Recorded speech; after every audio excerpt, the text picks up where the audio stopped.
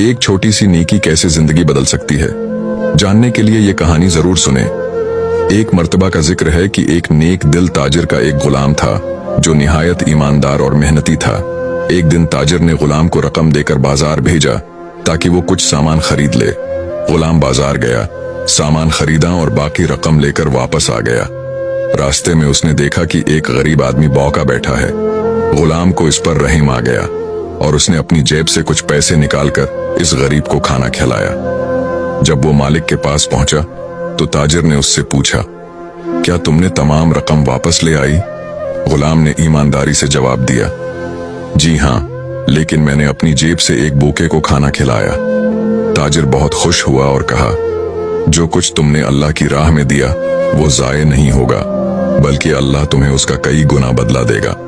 चंद दिन बाद अचानक उस ताजिर का कारोबार पहले से ज्यादा तरक्की करने लगा। नफा बढ़ता गया और वो पहले से ज्यादा खुशहाल हो गया। वो समझ गया कि ये सब इस गुलाम की नेकी की बरकत से हुआ है। नतीजा, अल्लाह की राह में दिया हुआ कभी जाये नहीं जाता। जो दूसरों की मदद करता है, अल्लाह उसे दुनिया और आखिरत में बेहतरीन बदला अता फरमाता है।